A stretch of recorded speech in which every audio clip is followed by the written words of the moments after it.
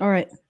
Hello, everybody, and welcome to Honey Badger Radio. My name is Brian. I'm here with Allison, and this is Maintaining Frame number 156.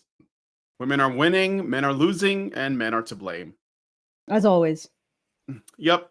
Welcome to the show, everybody. If you don't mind, please do us a favor and hit that like button, and just like help us out by doing that, because it will essentially gain favor with the algorithm, and other people might have a chance of coming across this content.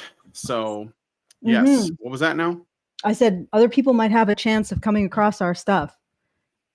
Yes. Our things, the things that we think. So before we go to get into it, again, everybody, feedthebadger.com/just-the-tips.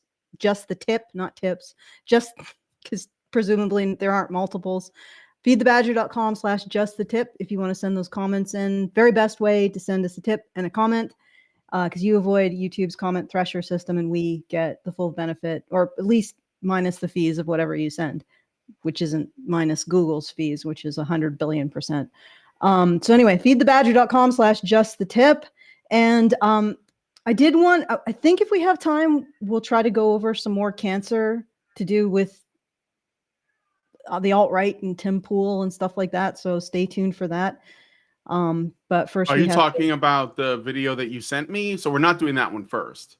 No. Oh, you want to do that one first? Oh, no, it doesn't matter to me. It doesn't matter to me. I just have it up. I wasn't sure because you asked me to go through it. So who suggested the Tim Pool video, by the way? Richard. It's a Xander Hall video. Okay. Okay. Xander Hall is a progressive bread tube guy that basically like makes response videos that are like, well, he's just your typical bread tuber. That's all. He basically like takes an hour to make one argument because that's what sophistry requires. So it just takes. This is why I don't actually really get bored of responding to feminists and leftists, because they always do the same thing. They basically say, oh, I'm going to make this argument. My goal is to land on so-and-so is racist, sexist, homophobic, whatever. But I can't make there's no clear way to do that because they aren't. So what I'm going to do is I'm going to, it's like drawing a long, long line in a giant spiral until you like of lingo and buzzwords and, mind reading and implication and projection. And then you finally land on, and yeah, therefore he's a bad person. You should not talk to him. And so in Xander Hall, that's what he does. He's like all these other guys. They basically all look the same to me at this point. And I'm fine with responding to it, but all I'll say is this. I don't know. My only question to Richard Bier is, what are we responding to? Because I know that this is nothing in this is men's rights oriented. There's nothing about it in there. Now you can probably suck the marrow out of the bones of that video and make an argument for men's rights, but it just seems like an exercise in that's just, kind of ridiculous. But if this is to essentially just sort of like, expose the way that progressives argue, or expand what we talk about, then I'm fine. Like I said, I'm fine with talking about it. I'm just saying, Allison, if you haven't seen the video, you might be disappointed because it won't be about men. So, it's just about sophistry. But okay. What I've noticed watching all of these arguments is that, and this is one technique that they do, they will concede the point at the beginning. And I'm starting to get more and more of a sense of how this works. They basically say, yeah, you're completely right. Your position is completely accurate. However, I am going to I'm going to create an emotional performance to indicate why we don't have to care and why you are actually wrong. It's not because you are actually wrong, but I'm going to mime you being wrong, and that will make you wrong. So it's like it's a performing of an emotion. Does that make sense? It's like, and I think this does actually reflect how politics have become feminine, and we are starting to see politicians simply selling an emotion. And maybe that was something they did forever. I think ever since women were able to vote, I bet that was a thing. Like, oh, now we can just completely reorient the way that we Because like Mhm. before, if you think about it, if you were a politician and you had to like get votes, you had to appeal to the things that concerned American vote in America. You had to concern American voters. And if the average American voter was a household, not necessarily a man, but a household Mhm. with, children and a wife and a man and kids and land and all that, well then you had to make appeals to things that those people cared about. But when it became the case that women were able to vote, that made things dynamic completely different, because now it's like, oh wait, I can just appeal to what women want Mm. and then I'll get the vote. And then if over time you change the actual priorities of people, where before it was people cared about land, they cared about defense, they cared about their economy, they cared about their ability to procure resources, they cared about their ability to feed their family, they cared about what their children's education was going to be like or what environment they're going to be living, they cared about crime, these things that made sense to normal people. But then you slowly move that away by like offering the government do more stuff for you. Whereas before, if you were like a family with that, you had your land, you had your guns, whatever, maybe you didn't worry about security because everybody, like the community was pretty tight knit and everybody looked out for each other, and the men and boys, they essentially did most of what the government does today on their own, like the community did all that. But then you Mhm. take that away and then you basically make women feel afraid and insecure. And then you tell them, oh, well, we can take care of all the stuff that men have done historically for you. Besides, why would you want men doing that? Aren't they oppressors? Don't you feel like you should be afraid of those men? Don't they have too much power? Maybe Mm. you have the power. Maybe you can be the one that takes the power from them, and we'll do your bidding. You just give us your votes and we'll Mm. take care of it. And so I like over time, I mean, that is an emotional appeal. And I do think that's what the landscape has been probably for 100 years. Maybe it's Um, just gotten more extreme over time, but I think so. yeah, well, here's the thing. During the first half of the 20th century, actually probably the first 3 quarters, women actually voted conservative more than men. So I think what ended up happening is it's not just a kind of manipulation of women. I think it ended up also being a manipulation of men. And specifically, I think that men wanted to have somebody who was an equal in the relationship, which is why it was majority men who were interested in women having the vote. And then it was majority women who weren't. So it was never really a fight of men against women. And again, women initially voted conservative more than men. Men were actually much more progressive. But what I think happened is they discovered that, well, first of all, single women are even more progressive than single men. And they started to aim towards breaking down the family in order to gain that extremely progressive female vote. And it's a female vote that has no responsibilities or no sense of duty towards community or family. And that's what they were after. So they sort of cracked the nut, destroyed the relationship between the sexes in order to create a gigantic voting block of single women who don't have to mature in certain ways, because they don't have to learn to live with another human being. They don't have to learn to take care of small and vulnerable creatures. They usually have cats, and cats are not particularly vulnerable. In fact, they're agents of utter chaos and tremendous power. But anyway, to get back to my point, I think this is what we've seen in the last century is a progression of the destruction of almost like a mature feminine. And Hmm. like the women who said, no, we don't need the vote. That's gonna actually destabilize society, and it's not gonna be a good thing. So I think it's a little more complicated than it's just feminine. I think, again, it's like this undifferentiated teenage feminine that we're dealing with. It's all emotions, all in the moment, all about, and also very much about excluding people by calling them names, Yeah. particularly behind their back. But that's what it seems to be. And I think that's where it relates to men's issues, is that the general thrust towards not just removing masculinity, men's masculinity in our society, but the expectation that women understand the consequences of the actions and, causality. Just getting rid of that has also like had knock-on effects of creating a real marketplace for this kind of sophistry, like we see in the Canadian election. What did Carney sell? He sold this idea he was going to punch the big misogynist bully in the nose, even though anybody who looked at it rationally said, hey, there's nothing he can do in this circumstance, right? He has to negotiate. That Canada doesn't have leverage. We have to negotiate. We can't play a hardball. But he sold this emotion to these older women, mostly boomer women, because Gen X generally voted for Polyev. He sold this emotion that he was going to go punch the big misogynist bully in the nose. Meanwhile, what he's actually doing is conceding, and he, at the very moment he said, "No, I'm going to go elbows up. I'm going to be like a hockey tough to Trump." At that very moment, he was actually repealing the reciprocal tariffs and, essentially conceding.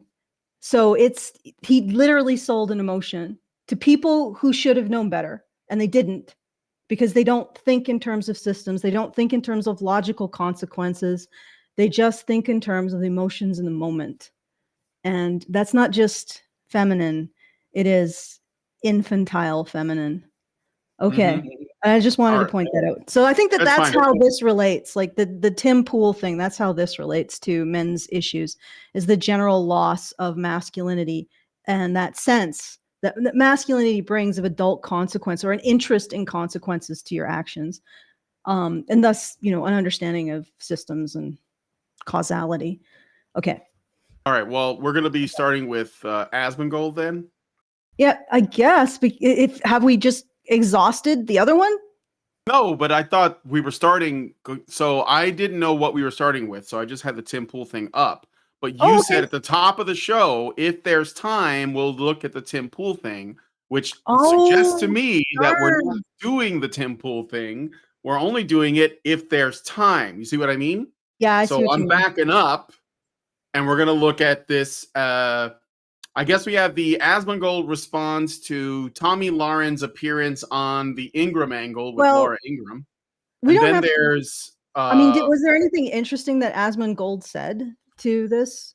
I mean, isn't this like, but I mean, this is the title of the video. Well, okay, I watched it. And I mean, Asmongold's takes are decent, and what it tells me is that what we have been talking about for so long, and I'm not saying that we're the pioneers, but I mean, like, a lot of people are doing this conversation and they all have their own way of approaching it, but it's certainly getting into the mainstream as far as the internet goes. And Asmongold is probably I think he's like the biggest Twitch streamer or the biggest streamer right now, and I think it's completely organic to boot, because for a long time Hassan Piker was the biggest streamer, if you guys know who Hassan is. Men's right activists are machines, dude. That dude. Yeah. But that was astroturfed. I mean, he's like the definition of nepotism. Jank's nephew, and Twitch propped him up. But Asmongold got there organically, and the truth is that Asmongold's not he's politically just a normie. So that's even more encouraging, because that means, like, he's not a guy that, like, does any like deep dives. He's not a pundit. He doesn't do debates. He's just a guy that just looks at the world and he sees what's happening and he shares his normie opinions. But it just so happens that they are, like, I can tell that he's, like, on some level, maybe on the periphery, he's getting some of this kind of content, and he's starting to question the orthodoxy that we've been living under. And I think that's really encouraging. So yeah, he's like the temperature of more on the normie end of things, even though I bet he would reject being called that. But just like a little bit more on the mainstream. He's the pulse of the every dude. Would that be a good way of putting it? Yeah, well, he's definitely like the what do you call it? He's what the Zoomers, like the Zoomer dudes watch. That's what I would guess. He's like his audience is the Zoomer men. So he's a and window I don't into the Zoomer well, the mind. thing is I don't watch a lot. I don't watch a lot of Asmongold, so I don't really have time to watch streamers because I have to do streams myself, but I do catch his like the 1 minute shorts that clip out, that I see once in a while if the topic is interesting to me. And yeah, I based on what little exposure I have, he's basically the voice of the normie Zoomer. Normie So, Zoomer. Okay. yeah. All right. Well, that's good. Like, so that these ideas are filtering to them and I they're think so. understanding. Yeah, maybe Well, they'll come across our stuff and realize how deep maybe. the rabbit hole goes. Yeah, if they want that. So, but Yeah, anyway, if they want that. his reaction to this interview is pretty good. And again, like we have to take this into context, okay? So this is a clip. It went viral because of the content, the emotional content of the clip, with Tomi Lahren complaining about young men at Laura Ingraham on Fox News. The truth is, Fox News doesn't, like, in terms of their viewership, Fox News, CNN, ABC, NBC, MSNBC, CBC, whatever, they don't even come close to the kind of exposure that people like Asmongold get. The streamers in general get way more views than nobody watches TV except for like, boomers, like over 70. So they're the ones that are seeing this stuff. And it's important to take that into account. So when Tomi Lahren or people on Fox News or whatever the website is, and they like, they I don't know, they defiantly and like righteously condemn like half the population of men for not stepping up or not whatever. It's kind of a pointless gesture. It's like, but like where the conversation really is happening, there's way more dissent. And these people really, they're just not really prepared. I mean, why would Laura Ingraham, the woman on the left there, she's making like millions of dollars a year to basically put out content that reaches like, like I said, the living rooms of retirees and people in airports.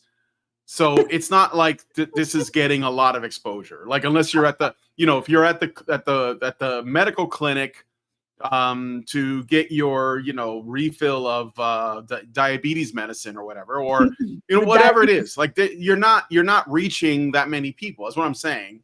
But she gets paid really well, so she does it. But I don't think it's what I'm ultimately getting at is I don't like what these women have to say, but I don't think they're reaching that many people that at least not that matter. Not the Zoomer men. So we have on the one hand these ladies from Fox and Tomi Lahren.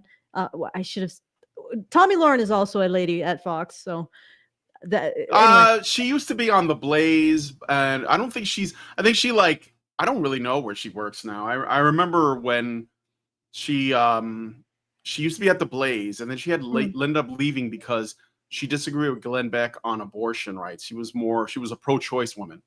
So and I guess he was like, well, you can't work here or something. So I know that they had a disagreement. But anyway. Okay. But I'm hitting something back here. But my point is, so we have the airport doctor's waiting room geriatric opinion on the one hand, and then we have the Zoomer man opinion, Asmongold. That's what I'm getting at. So we got this sort of extremes here that we're going to take a look at. Yes. And, yes. Okay. So all right. So go ahead. Well, do you want to just do the clip that Tomi Lahren did, or shall we go into Asmongold? We can. Well, this is Asmongold responding to Tomi Lahren. So the other video is not Tomi Lahren. It's like some different guys responding. The other clip you sent me, that's like a panel discussion. Also, again, it's Fox News. I think they're reaching the same old people audience. But let's listen to this.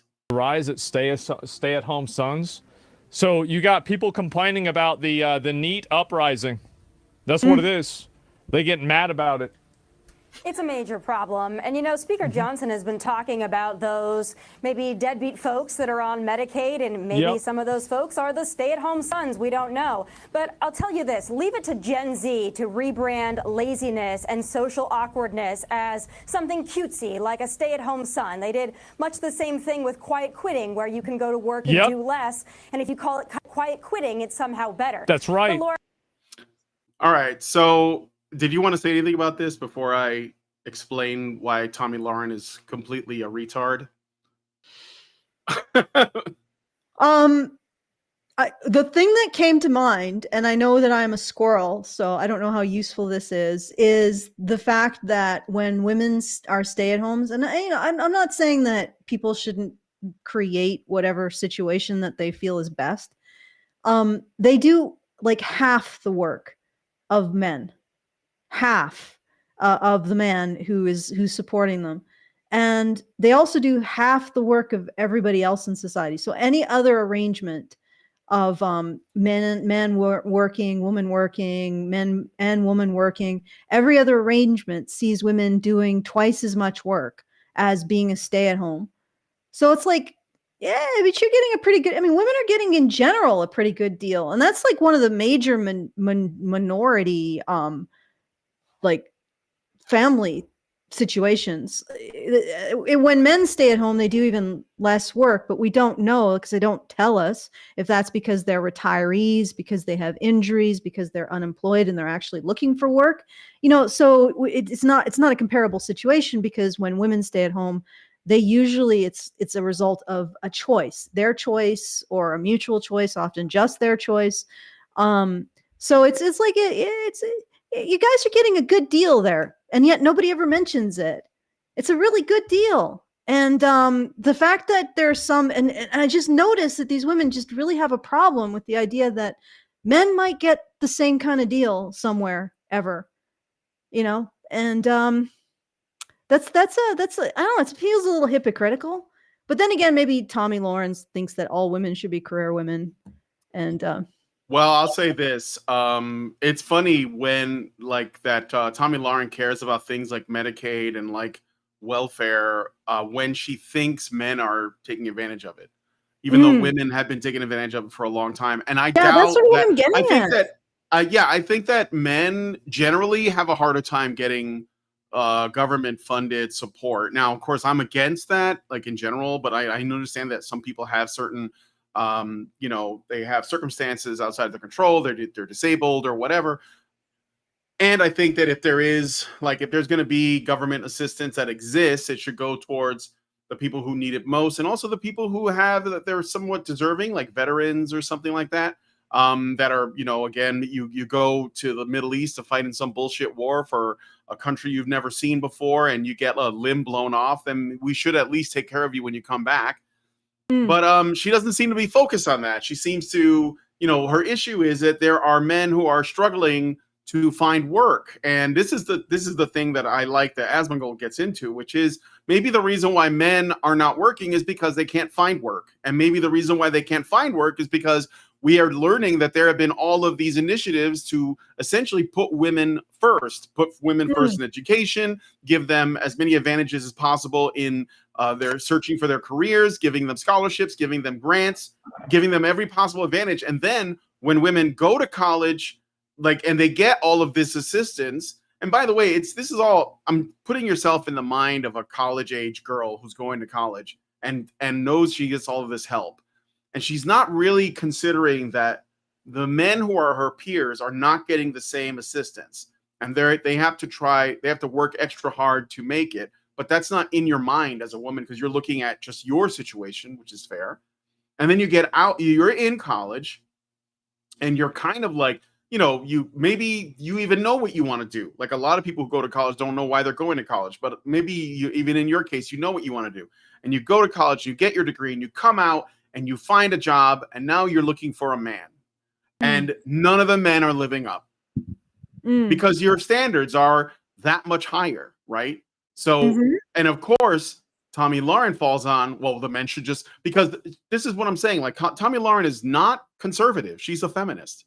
She is going to say that men have there is no excuse as to why men might be struggling because they're men, right? So like there's like this suggestion that they just have power, but we should probably hear that out first before I don't want to get ahead of myself. But I did watch this video, so. I got to tell you, this is also a big problem when it comes to, I think, declining birth rates, people not getting married and having children. You know, that's a big problem. They blame it on women.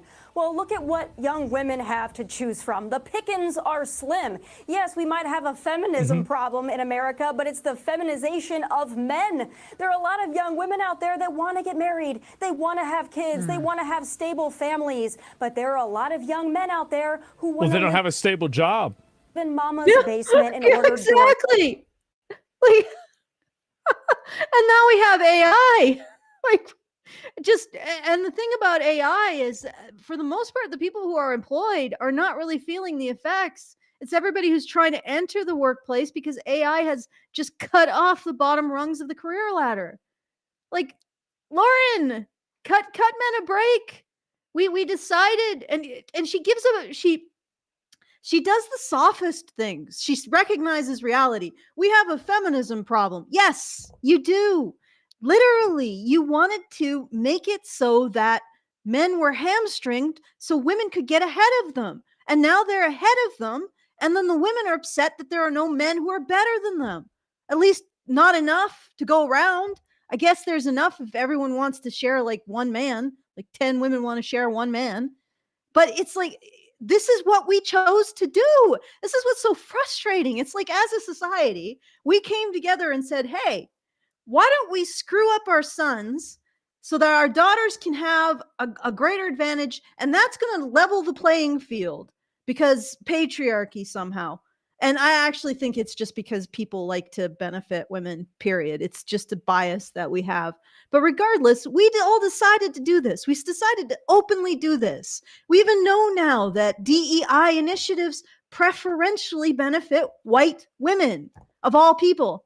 And the justification for that is that white women never benefited from being the wives and daughters and mothers and sisters of wealthy white men in the past. No, they didn't get any benefit from that. No, they were just as oppressed as everyone else. And that's the excuse, right? When that's why white women have been the biggest beneficiaries of DEI, because they were obviously, other groups were oppressed, but they were not oppressed because they were women. And we really care more about oppression when it happens to women, right? That's how our attitude is. So they ended up being the biggest beneficiaries of that. And now on the other side, men are struggling because that was what we wanted to do. Like, this is what's so insane. That is the thing that we wanted to do. We wanted to hamstring men and boys in terms of education, in terms of career opportunities, in terms of recognition. And we wanted to do that in order to elevate girls under the presumption there was some kind of bias against them, which was never proven, by the way. And now we've done it. Bravo. Let's step back and celebrate. No, we can't do that. Because now we have to point the finger at the very group of people we disenfranchised to do this and say, why aren't you stepping up? But here's the question. If men had stepped up, if while we rolled out all of this kneecapping, men had created bionic legs, what would we have said? We would have said that men's bionic legs, allowing them to continue to run faster than women, is what? Oppression of women. Therefore, we have to kneecap the bionic legs. And we would have done this for everything that men did to overcome the obstacles they put in their way. We would have called it bias against women and attempted to destroy it. We are in a self-destructive spiral to hell. And the only way to stop it is to stop blaming men, because this is how it started. We blame men for having privilege, which excused all of the bias against them in law, policy, employment opportunities, in terms of education. And now we're blaming them for the results of our own campaign against them. Like, it's so infuriating. Okay. It's wild that that's okay. It's wild that Tomi Lahren can acknowledge that they have a feminism problem and then says we have a feminine male problem, and it's like a feminization of man problem. And somehow those two things can't possibly be related. Like, Yes, we sausage. have the problem that you are talking about with men is directly related to the feminism. And now you're taking like a generation of men who have been shit on and disenfranchised and disadvantaged systemically from the education system to their job opportunities and everything, and you're complaining that they are struggling, that they're not Mm. working hard enough. It's insane. It's And she insane. and I don't know if she doesn't see the correlation because she's a moron, or if she does, but just doesn't think like that it's irrelevant because men should just be extra powerful. Just Mhm. level up, guys. Just like, get into the fucking, gravitational chamber and do push-ups until you can overcome all of that. Mhm. Just And do then if that. Just they level up. do, what happens? We call that They oppression, they and we call it smash oppression. the Yeah. gravity chamber. Yeah. So they Crank up the can't. gravity another 100 times. All Yeah, right. until men Anyway, can't compete. yeah. Yeah, like Yeah. that's And the then thing with, complain that they're not competing. and then complain that they're not competing effectively. We'll just Yep. put up the gravity until men can't compete, and then complain they're not competing effectively. But the thing is Not, that, and the weird thing is that men shouldn't be competing with women anyways. But then yeah, Tomi Lahren still frames it in that way where it's like well, men are not like feminists. keeping up with women. It's like, but that's not the issue. Is not that men are unable to keep up. It's that women have, because we have essentially we've kind of constructed a delusion of reality for women that is so safe and allows them so much prosperity and so much advantage. They can work in a white collar job inside of a cushy little cubicle in an office somewhere, working for some faceless CEO to make like, enough money to afford a condo, maybe for a while. And all of that is like, hinging on men keeping everything running, but they can't see that. They're like in Plato's cave. They don't, or whatever. It's Yeah. like a construct around them that keeps it going. And meanwhile, AI is like right around the corner, going to take most of their jobs, which we've seen. And where the women are still, they don't even want to know that. They just look at their phone and they're like, man, none of these men are good enough for me. Like that. And Mhm. that's what's happening. Like I've seen a bunch of TikTok videos of women talking about how generally like openly saying how generally unattractive men of their age range are, and how much more attractive women are, and how they're fine with being alone. Like women are doing this. Okay. Mm. Now obviously one day they're probably gonna be like, why did I do that? But right now in the moment, everything seems fine. It's like, wow, none of these men are really they're just not measuring up. I don't know Mm. what's going on here. And it's, well, anyway, I'm getting on a bit of a tangent, but it's completely divorced from reality. Like, so Well, it's not just what was happening to men. It's the way in which we have deluded women Mm. into seeing a reality that just doesn't exist, and it's not sustainable. Like their fantasy is going to collapse. Yeah, what we Anyway. need is men who just tell it like it is to women. No, Yeah. no frippery, no bullshit. Just tell it like it is. And this is just not happening. It's just like, you're 300 pounds, you want a partner, lose 150. Just tell it like it is, right? We Yep. don't have that. Like, or we don't have enough of that. We don't have enough men who have the gumption or the spine to tell it like it is to women. We got too many men who are going to give them a snow job. Yeah. And just pretend the world is something other than what it is. And here's the thing, men who are like that, men who do not tell women like it is, are not safe. That's the bottom line. They're after something, right? I mean, not always. I mean, some guys are just charming. Brian is very charming, but some guys that, they use this creation of a feeling in a moment in order to get something out of the woman that they're doing it to. And that's very common. So, the safest men are the guys who tell it like it is, period. Who are honest. All right, let's listen to some more. Cash, and therein What? to have stable families, but there are a lot of young men out there who want to live in mama's basement and order DoorDash, and therein lies a big part of the problem. That's not it. No way. So ignorant. Gen Z men get henpicked for 12 years by the most obnoxious and dumbest generation of women in human history, get dumped in the labor market alongside robots and Somalians, and now some die job TV bitch is calling them lazy, get fucked. He's completely fucking right, man. He's absolutely right. She's hating me? Yes, the thing is that a lot of guys nowadays have a ton of disadvantages. And also, I think that guys can't get a good job. Like, many guys are not able to get a good job and support themselves. And so why would they want to find how could they find a girlfriend to get married if they can't even fucking get a job? That's the thing. Gen Z has to work 10 times harder to get 10 times less. Yeah, exactly. And, I don't understand. Oh, and by the way, the quiet quitting thing, we covered that on the show, quiet quitting as a trend. Remember, it was a Manifestel video. It was women that were quiet quitting. It wasn't men. Men can't afford to quiet quit. That's the thing. Like, this is actually evidenced by Tomi Lahren's statement. Okay, so let's say you're a guy in your 20s, and then there's a girl in her 20s, and the both of them are struggling to find a job, and therefore they can't move out of the house. And they're both stuck at home. Which one is the one that we see as a loser? The man, not a woman. Of course. Like I remember I had a friend I used to work for. I told the story before, but I'll try and keep it brief. When I worked at the art supply store, which was like in the 2008 period, my boss was married and he and his wife lived in an apartment in the north side of Chicago. Pretty expensive to live there, but he was making decent enough money to do that. And they didn't have any kids. They both worked. And they both lived in this place. And then it turned out she cheated on him and they got a divorce. And then it was so sudden. He did not see it coming.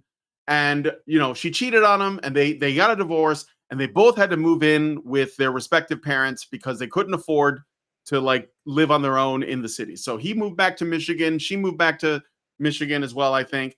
And they were both living at home with their parents and they were both in their 40s. Okay. Just temporarily.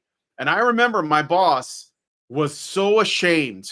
I mean, he was suicidal because he had to live at home with his parents. And I was like, well, how's your ex-wife doing? And she's like, oh, she's fine. Because nobody they all felt sympathy for her because she had to, it was like, oh, you poor girl. It was we're going to help you out. She was on her feet and she was moving in with another guy in no time. The dynamic is such that if a man is, for whatever reason, ends up having to live with his parents, it's not the same as when a woman has to live with hers. And I'm not saying it has to be the same, but we should at least understand that these are completely different dynamics. And it's easy for Tomi Lahren to say because any girl, and it doesn't I think he calls her pretty. I think she's mid at best, but any woman can just find a man and move in with him. All they have to do is essentially lower their standards enough and they can find a place to live. There's a reason why the overwhelming majority of the homeless are men. And I'm not saying that homeless women don't exist, but we tend to prioritize taking care of them. They'll find shelter first. They'll be given shelter first. People will look out for them more. So the idea that just the idea that a woman who's at home with her parents is a loser is just something we just don't have in this society. It just doesn't exist. But for men, it's as soon as they turn 18, it's why are you still with your parents, right? So that's another thing that I just want to put out there when Tomi Lahren talks about guys in their basement ordering DoorDash. I mean, there's in the during the Great Depression, families would, and I found this out by going to a developmental museum in one of the cities close to my town, and I read a letter, and the family had actually, and it was considered just unremarkable. They'd basically turned out their 14-year-old boy because they couldn't feed everyone. So they basically said, you got to go. You got to make your way in the world. You're 14 now. Go find a job. Go find some place that'll feed you because we can't. And they kept their daughters. They were on a farm. And they families would do this. If they encountered hardship, their sons would be forced to leave early, basically, leave young, and go and try to make their way in the world. and they would keep their daughters. And this is you see this all around the world. Most of the street kids around the world are boys who've been left behind by their families because they couldn't feed all of their children.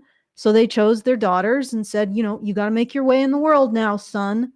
And why would you expect that a couple generations after that, we wouldn't have the same attitudes towards boys? Now we're rich enough that families can afford to keep their sons, but there's still that level of shame, because in order to be able to kick out your 14-year-old boy to probably starve in a ditch somewhere, you really have to be invested in his identity as a provider. And you have to believe that he owes the world his provision, that he owes the world getting a job and paying for himself. Because otherwise, how do you handle the guilt? I mean, as a parent in 1930, I don't know, 5, how do you handle the guilt that you kicked Timmy out on his ear? You know, maybe in a couple weeks you'll go past his corpse rotting in a ditch. How do you handle the guilt? You handle it by saying, well, Timmy's worth is his ability to provide for himself and others. And if he can't manage that, he doesn't have any. And we still have that attitude, you know, under the surface. It's sort of hidden by the fact that we're very, very, very wealthy. Even when we think we're poor, we're actually doing quite well in terms of our material goods, you know, and families can now have the son in the basement instead of kicking him into a ditch. You know, they can have him there. But of course, the shaming is still there. You know, you got him in your basement, but boy, you really hate the fucker on some level. Yep, you know, and and that's where Tomi Lahren is coming from too. Yeah, exactly. She measures a man's worth by. That's why she says, "Oh, I know we have a problem with failing birth rates, but look, the pickings are slim." She's basically saying, you know, hypergamous women is normal, and men should just try to measure up to whatever their hypergamy is, which is constantly changing thanks to girl math. But anyway, let's listen to more of this. Oh, the man, the legend. Actually, there's a comment. The man, the legend. Tell him to join the military. Yeah, a lot of homeless boys did that in the 30s. And the military actually was pretty disreputable for a while. It was something that was almost shameful to be part of until after World War II, and we sort of I don't want to say glorified, but we gave them the recognition that they deserved for the service that they do. And but yeah, they would join the military. Yeah, that lasted until about Vietnam, and then we hated them again. Yeah, but yes, but you know, like my point is that the only way you can let go or deal with the guilt of treating your sons as expendable is to regard their worth as entirely folded into their ability to provide, you know. And while families today have enough sentiment to, I think, take care of their sons, I think they still have a real contempt for them, even though we've all collectively decided that we just wanted to kneecap our sons in order to let our daughters, you know, flourish. So, you know, and now we can't stand looking at the waste that we've created in a generation of men. Mm-hmm. And we want to blame them for it so that we can deal with the guilt of doing it to them. That's what I'm getting at. You blame your sons for not becoming providers, so you don't have to deal with the guilt of what you did to a generation of boys in order to elevate girls above them. Okay. All right, let's move on. Mm-hmm. Rural areas struggle the most? Yeah, I think so. And also quiet quitting and all that stuff. The fact is that the reason why a lot of guys don't feel like they want to put in work to be part of the workforce is because the workforce doesn't work for them. The country doesn't work for them. Like if you're a guy and you're seeing all these privileges and opportunities being given to immigrants and to women and to people because they're like gay or something like that, and you have to sit there and look at all that, well, then why the fuck would you want to contribute to a society that does everything that they can to support everybody except you? That's the real reason why. Yeah.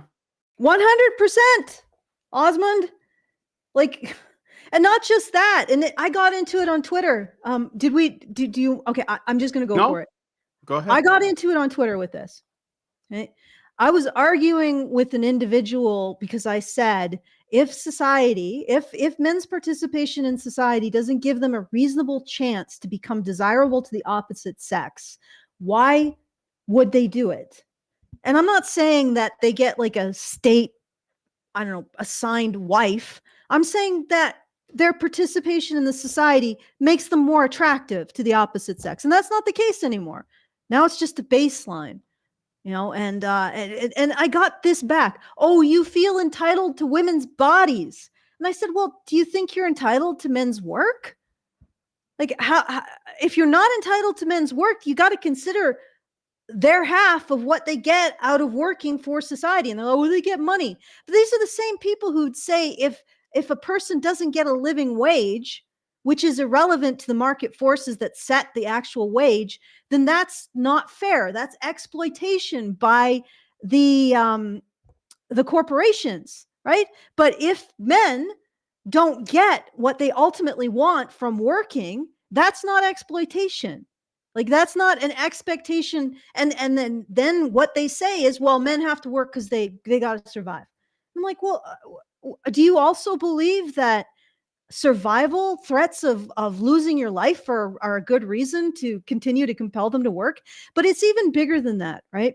Because men don't just work in our society in order to continue to survive. They don't just work for effectively nothing, just their survival, right? That's basically slave situation. They work for a society that's actively hamstringing their desirability of the opposite sex. So we're not even talking about a society that's neutral. It's just like, wow, your contribution to this society won't make you more attractive to women, but it won't make you less attractive to women because we're not actively pursuing destroying your value proposition for women.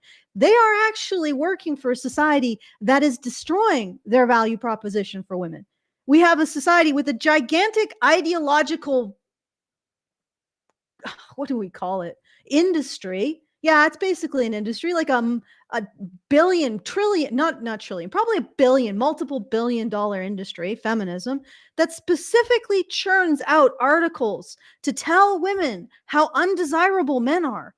So men are not just working to build a society that they at least benefit from in terms of their survival, but don't actually make them, by participating in it, doesn't actually make them more attractive.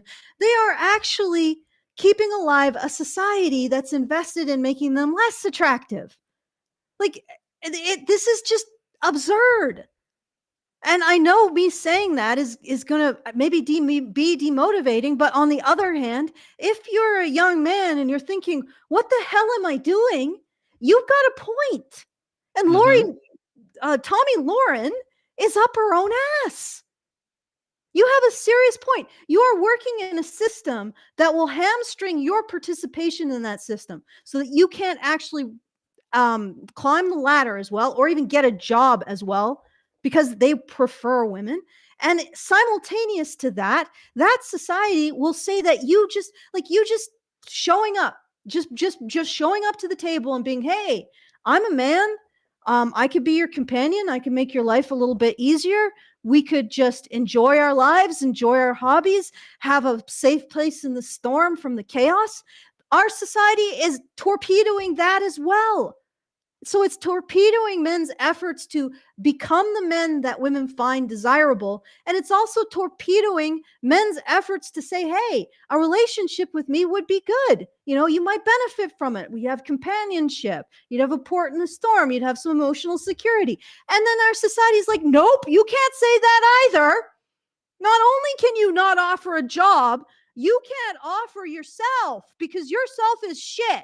You just cause her emotional labor and more work, and you just want her to be your fuck bang maid and your mommy and constantly grinding at any value proposition that any man just gives to a relationship by showing up, right? Like, this is our freaking. So yes, if you're a young man looking at this and saying, what the ever living fuck, you are 100% right. You are recognizing something, and it may be depressing, but the first step to unfucking the fuck ball is to recognize it is a ball of fuck. Yeah. Right.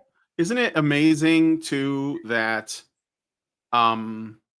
we are celebrating essentially what is women's materialism over men's desire for legacy? What I mean is, I think that when it comes to like the reasons why we would work, okay, um, there are multiple, but there is a hierarchy. So like, let's go with the most unrealistic, but the most optimized, or maybe like the most the highest calling, which is essentially, I want to build out the garden, in the world. I want to do something great for its own sake and help people.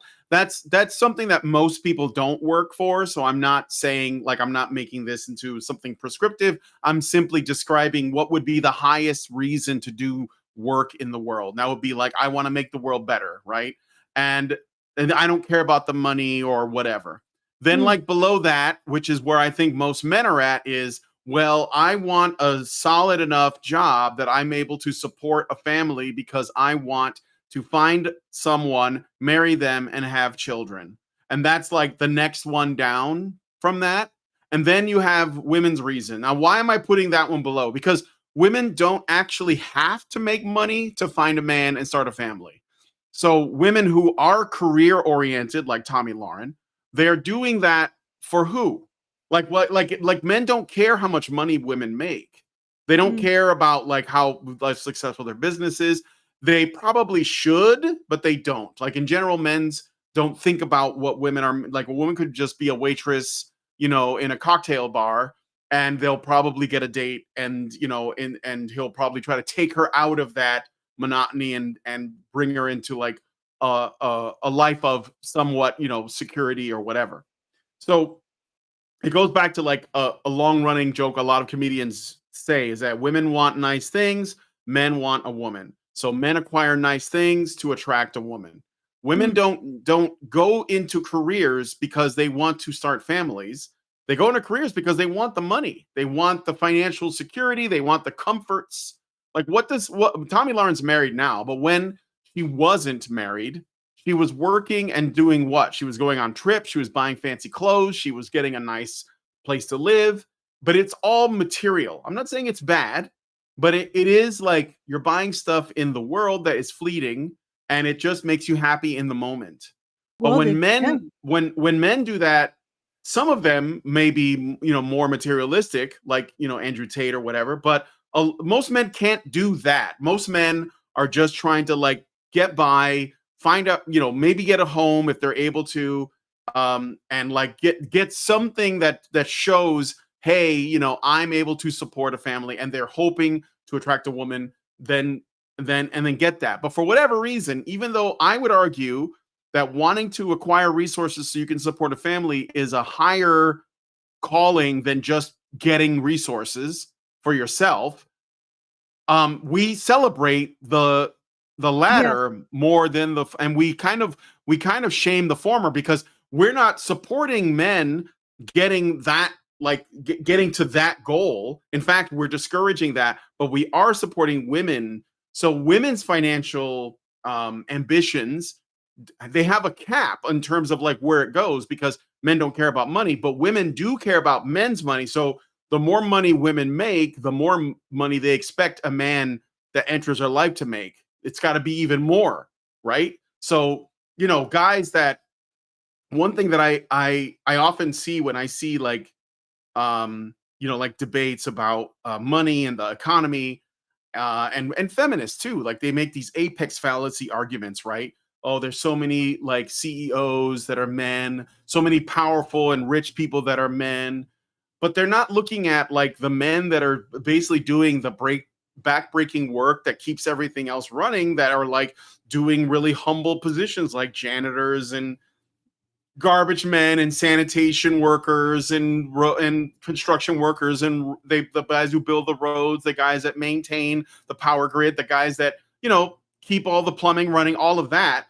And those jobs don't pay bad, but the thing is, they're low status jobs, and modern women have been conditioned to see those as beneath them, while they work in jobs that are literally dependent on those other jobs in order for them to be sustained, like working in office buildings and like being paralegals and working in cubicles and shit.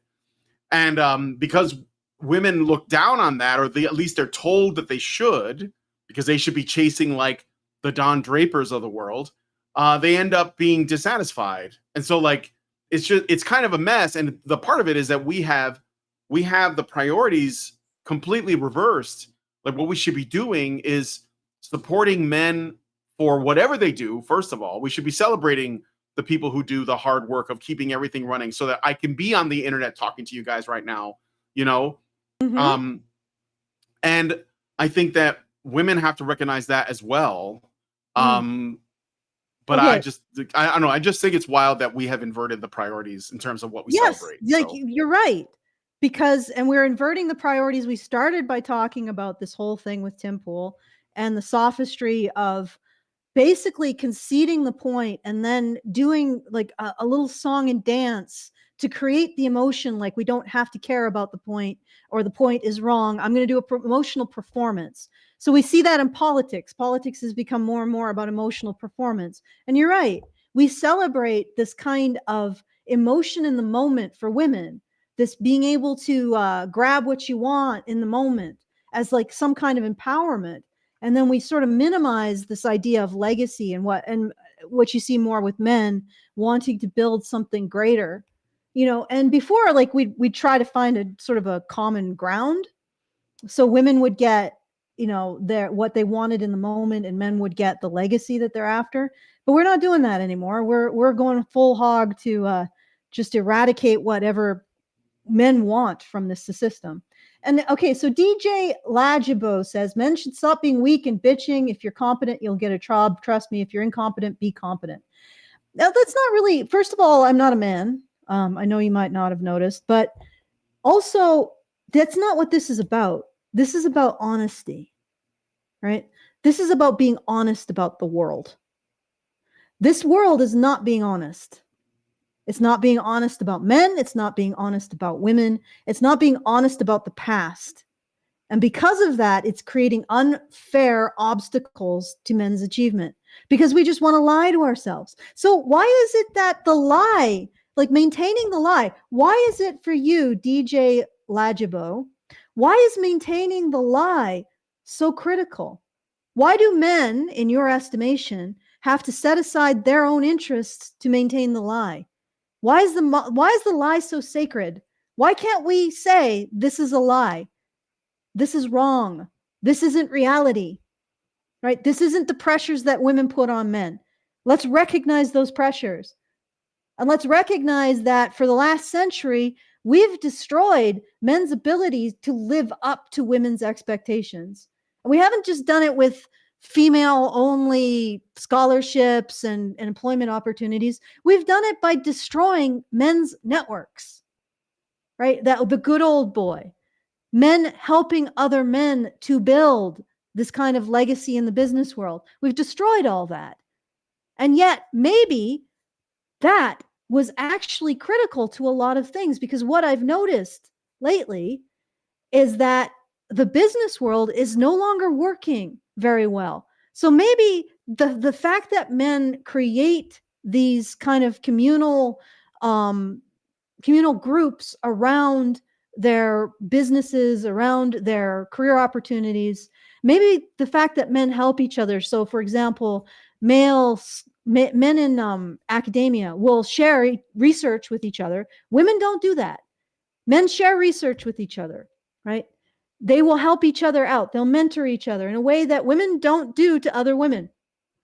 So maybe letting that be and letting men pursue those things was absolutely critical to our economy. And we decided to screw that for a vision that actually is complete fiction.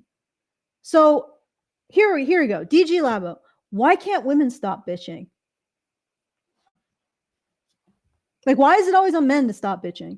Maybe it's time for men to bitch and stop being silenced. Jesus says, what? Men help each other? You mean the collective? That sounds like socialism. Not if it's voluntary. Like, all right. all Okay. right, I'm going to play more of the video. Sure. It's such a bad take. No, it doesn't. No, I'm telling you, you can tell me that guys are selfish for thinking this. You can say anything that you want about that.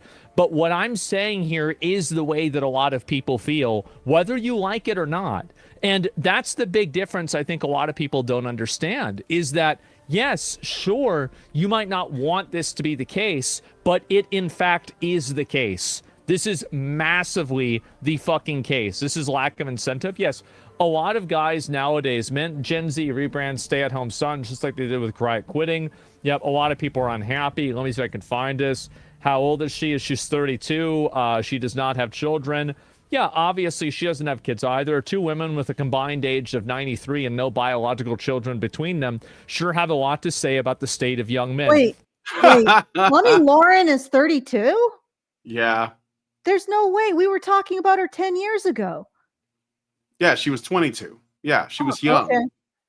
All right. Well, I think it was like a little bit less than 10 years ago, but that's about right. She was like in her 20s when she got popular. So, yeah.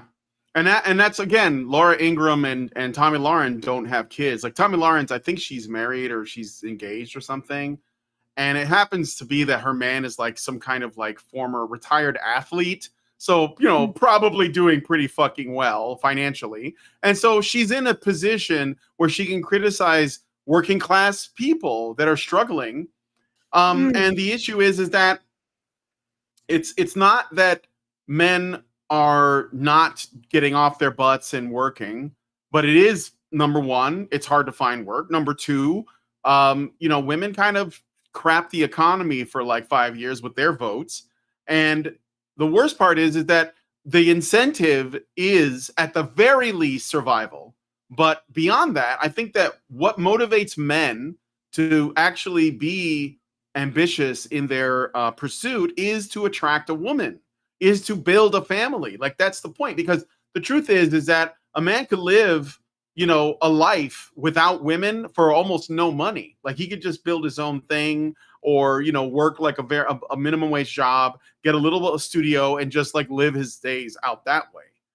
And of course they would call that quiet quitting too, because he's not trying to like find a woman.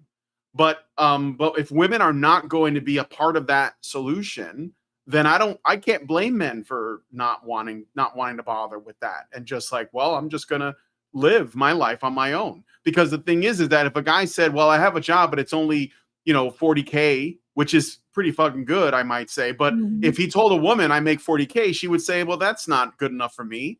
Because if you look at what women's expectations are, they're completely, they're completely like irrational. And I think that's based on, again, they live in a world where they don't really know what things cost because they've never had to worry about it. Because like, you know, like even if they make decent money, they're just like going on trips and they're like, you know, maxing out their credit cards and like they're, you know, like they're just living their life, their best life with their girlfriends. And with a lot of times they're not consumer debt. Yeah, with lots and lots of debt. Okay. And you know, so anyway, go ahead. Well, what I was going to say to that, to take off on your point, if women want men to earn twice as much as they do, and statistically it seems like they do, in order to pair up with them, we're going to need another Earth in order to manufacture the resources for that much material goods. Because, you know, money, the reason why you have money is to buy stuff, right? So if men suddenly tomorrow gain twice the ability to buy stuff, we're going to need more stuff. So if these women want that, fine. But don't talk to me about climate change or environmental degradation, because every zero you put on the income of the man that you desire is another bunch of dead wildlife, more pollution, more pre-trash. So the best way, you want to do net zero, ladies? Start chopping zeros off your expectation of your partner's income. Then we'll talk. That's a real net zero move, right? You know, if you're a woman, you think I want a man with 6 figures. No, decide that you're going to go for a man with 5 figures. and you will have significantly reduced your carbon footprint, your potential carbon footprint. There you go. That's the way you fight climate change and environmental degradation. Right in your right at home. Control your expectations. Okay. I just wanted to point that out because it's like, no, it's fine. Something that people don't think about is that when women have these huge expectations of men's income, what they're asking for is more resources, and where do the resources come from? An already strained environment. Stop it, ladies. Stop shitting on the earth, on Mother Earth. Okay. All right, I'm playing the video. And by the way, this guy right here, the gentleman in the glasses that hates women, I want to know if he ever had a date or if he's ever been with anybody. I don't hate women. Now, I'm sure you have multiple blouses and multiple pairs of pants at home.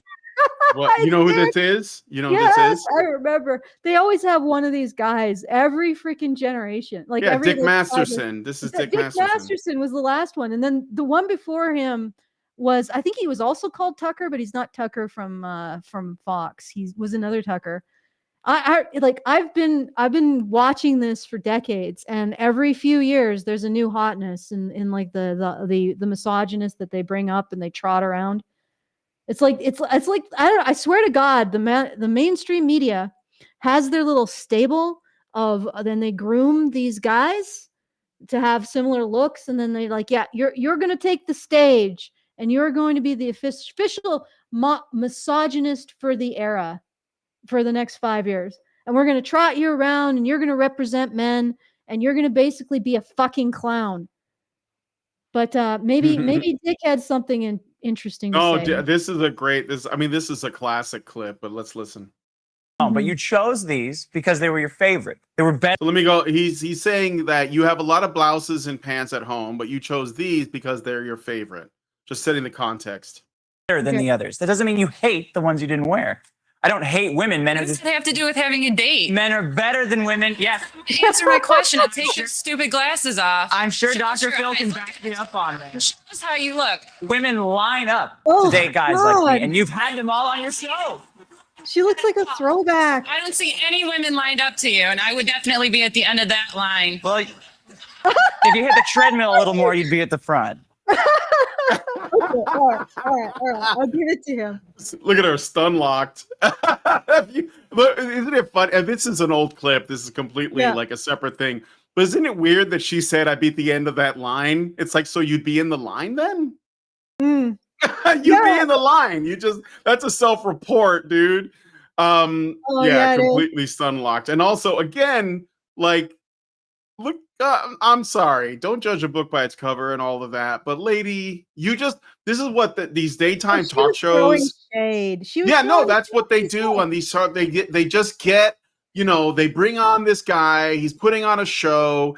He's, coming across. I guess he's putting out like the chauvinist vibes.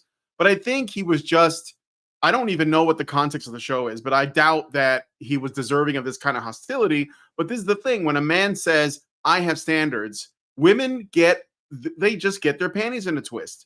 Like, men are just not allowed to have standards. And this woman, who, I'm sorry, not exactly a knockout, she like, I'm going to dunk on him. I'm going to put him in his place. And she gets up to do that. And then she got a little bit humbled, which is how it should be. But even then, though, everyone stands with her. So this still, let me play the rest of the clip. I'll go back a teeny bit so you guys can see it. Or you'd be at the front. What was that? I didn't hear you because I'm sure it was something stupid, and I'm glad I didn't hear you. Thank you. Yeah, it was dumb. Yeah, that's it. That's it. Yeah, I'm glad you didn't either. Yes. Can't they pair these guys with a woman who can actually hold her own? Like, that would be fucking amusing. That'd be like a classic 50s screwball comedy.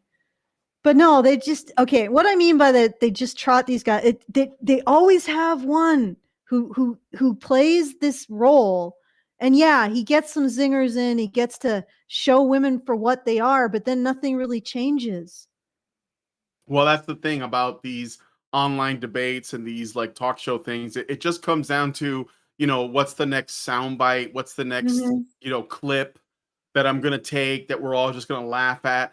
And maybe that has some like long-term effects, but ultimately it doesn't really add much to the conversation. But I think that like if you're going on the Dr. Phil or Oprah or something, it's basically like Jerry Springer or Maury Povich. You're like, well, I guess I'm just gonna try to get a zinger in so people remember me, and maybe we'll like be able to have like a serious conversation at some other point.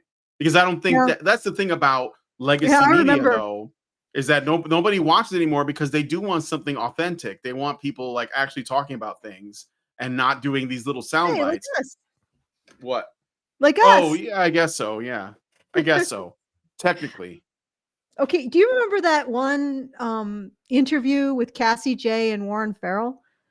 And that moment, okay, so Cassie J is a woman who did a documentary, a Documentary. really nice documentary on men's issues.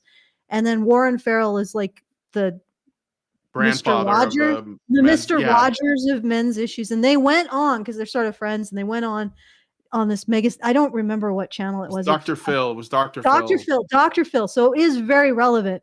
And he realized, you could see the moment that Warren Farrell realized that Dr. Phil was the ringmaster of the clown show. And he's just like, okay, I'm gonna just say as much as I can before he turns my microphone off. You remember that? So he just gives. Well, they tried to bring in like what they were claiming was an actual misogynist, and they had him sitting on the team with Cassie J and Warren Farrell, and they ended up talking about like did they end up talking about like incel violence or something? And you're making these people that were trying to talk about something serious answer for something ridiculous. I don't remember exactly, but it was essentially they put a, like I was talking about this, they create these clowns, they put them in a serious discussion, and then they make it about the bullshit. They make it about the spectacle. They make it about the zingers, right? Instead of actually about the issues that Cassie and Warren Farrell wanted to talk about. And again, it's like the emotion in the moment. It's like creating a farce. It's the great comical fart that we're all just the carousel of farts. Okay. Yeah. Okay. Anyway, let's keep going. Bro, I remember whenever this shit happened, it was so fucking funny. Oh my god, she'd be in line. Yeah, exactly. Yeah, but she'd still be in line. That's a good point. I didn't even think about that. And so anyway, there's a lot of women that get mad about guys not wanting to do anything. But the reason why a lot of guys don't want to do anything and they want to sit home all day and jerk off to anime is because they don't have any other options. That's the reason why. And also, here's the other thing, is that if you're a smart guy, you can get ahead. But most guys aren't smart. That's just the way the math is. And so you got a bunch of guys out there that there's no way, like back in the day, if you were a bit of a dumbass, but you could do the right thing, you could go and get a decent job working at a factory somewhere, and you could make a good amount of money, right? That's obviously the case. But nowadays, you're not able to do that as much anymore. You don't have the opportunity to do that anymore. And because of that, now things are a lot worse. And if you're one of these guys, you can't make any fucking money. You don't have any account. You don't have any self-respect. You don't have people that like you. There's nobody in society that gives a fuck about you. There's no labor jobs. Exactly. No, there's not. And so that's the big issue. That's the reason why guys have these issues. And you can have these girls get mad about it all the time, but a lot of the reasons why guys don't get married and have kids is because they don't have money to do it. They don't have the amount of the resources to do it. That's and again, the simplest thing, if you want to save the earth, ladies, reduce how much income you expect from your partner, which is going to reduce how much you exploit the earth. Like, we can't afford, like right now, if every man had the funds to be able to marry the average woman, we couldn't afford it, because it would probably break the earth's carrying capacity. Like, this is the thing. We are at a point where women are demanding so much resources from men just to get married that we would need another 5 Earths to pay the bill. Like, if we were able to fix this issue of pair bonding, right? If we could just wave a magic wand and say, okay, all men are able to provide what women want, we would descend into environmental devastation in order to pay the bill that women are asking. Because they're not just asking it of men, they're asking it of the earth and future generations. Like this is completely unsustainable. And I don't like men literally cannot give women what they want right now, because if they did, we'd all be dead. Right? That's how insane it is. That's how ridiculous women's expectations are. And your expectations are ridiculous. If it's going to require another 2 Earths to fulfill them, ladies, they're too high. All right. Yep. I'm good. I just wanted to say No, it's fine. I mean, ultimately, he's saying what I said. You know, most people, we are, or too many people are too fixated on what the people at the top do, and not looking at what the regular person does, and like what how noble a job it is to work it's a perfectly noble job to be in a factory, to do construction, to work on roads, to be a farmer, whatever. But that doesn't seem glamorous. It doesn't seem high status. And women seem to desire something that, raises their status. Like it's like we live in a world of plebs that think they're aristocrats in women. And they're like, oh, I want the aristocratic life. I want like, high speed internet. I want central air. I want, whatever. Right. And men are just they're just like trying to work with what they have. And it's like Asmongold said, that's why I think this is actually really cool, because he is just a normal guy. He doesn't do this as a job. He doesn't talk about this particular, but he is starting to see that there's a lot of regular men that the reason it's not even that they can't support themselves, because they certainly can, because they wouldn't ask much of themselves, like men could live on very little, but they know that women are asking for a lot more, and children are even more. So like, but the opportunities are not there. Yeah. So Nova Fan says Professor Oak says feminism caused consumerism. Yes, 100%. Well, actually, feminism might be a emergent property of consumerism, but I think there's a sort of a negative spiral going on there. If there's a relationship between consumerism and female nature, then there is. But the thing is, the female like consumerism in the past, women created a lot of the things that they consumed, right? What did Penelope do when she was waiting for Odysseus? It was Penelope, right? She was weaving cloth. She's I think weaving her bridal gown, the cloth of her bridal gown. So I mean, they were creating things, women in the past. So women today are sort of like women without anything practical that they make, which has really screwed them up mentally. But yes, consumerism is like feminism inspires consumerism. And I have an anecdote to sort of explain how. So Jonathan and I have done like a lot. Jonathan's my husband. We've done traveling. And there was this one particular airport that we went through, and it had, I think it was Mexican, and it had even worse than American security. So we had to strip off our shirts, or not our shirts. We had to strip off our jackets. We had to take off our belts. We had to take off our shoes. We had to open up all our carry-on and unpack our carry-on. And they looked through everything. And then they did a pat down and all of it, like the whole 9 yards. And you could see everybody going through this, like just cattle. And you know what? It wasn't Mexico. It was just some place with really high security. And then going through this incredible experience of just losing absolute control and having you feeling like your life is completely outside of your control. And everybody was going through that. And it feels like you're like cattle, basically. And you're discombobulated and you're confused. And then after that experience, I remember we got funneled into what I could only describe as a consumerist paradise.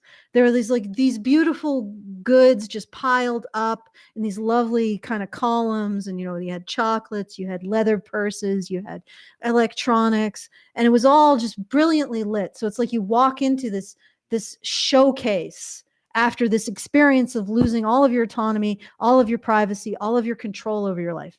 And I could see the people that walked through this with me, I could see them gravitating towards these goods to buy.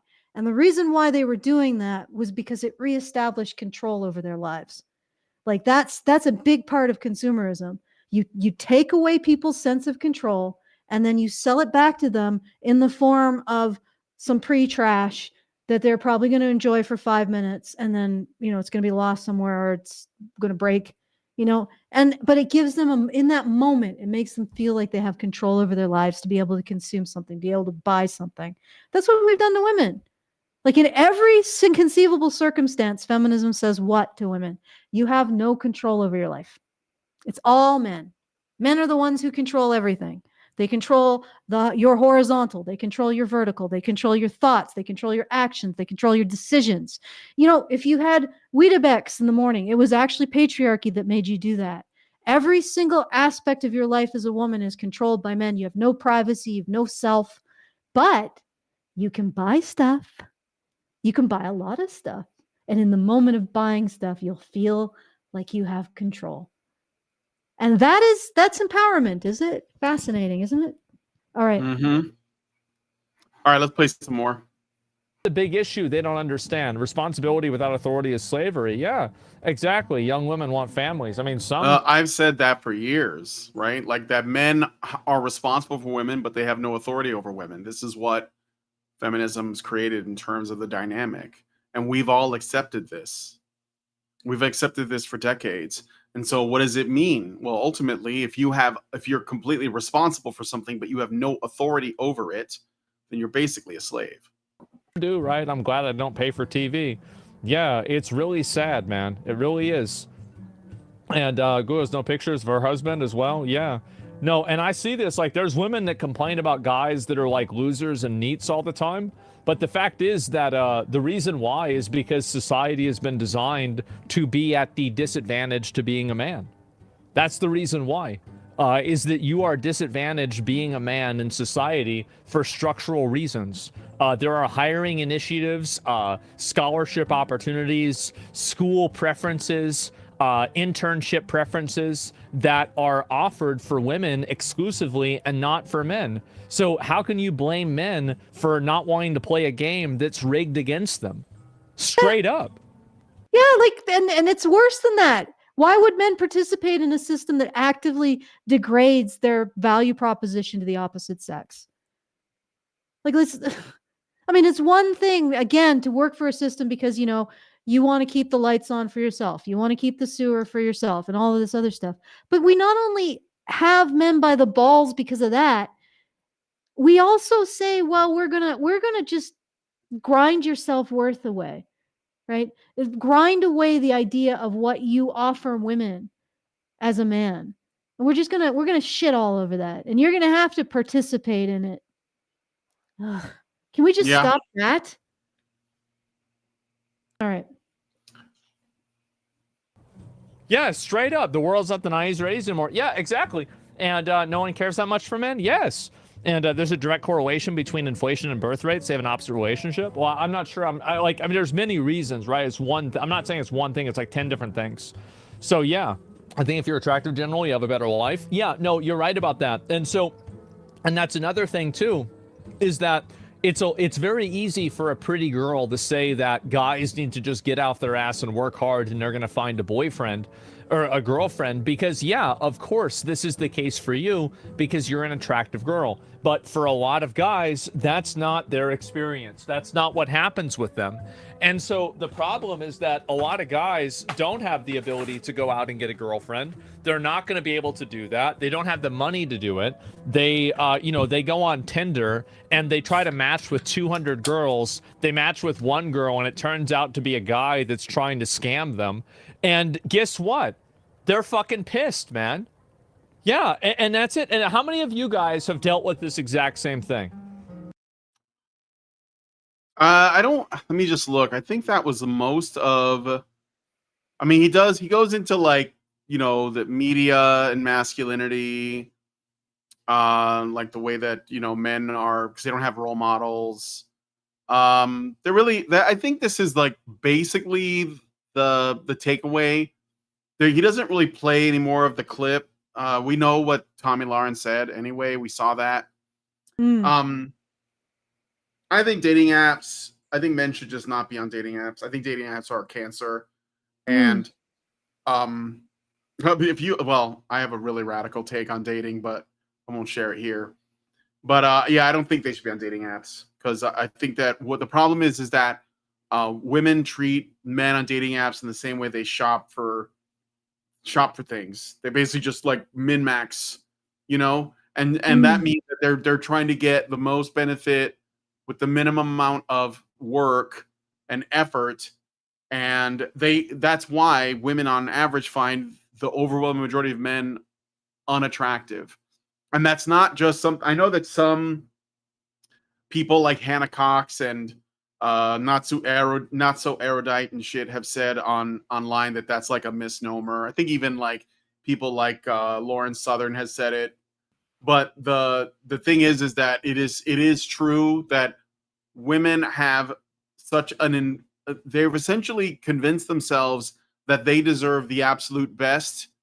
And I understand where that comes from in terms of their evolution and their instincts, but it's completely like misplaced.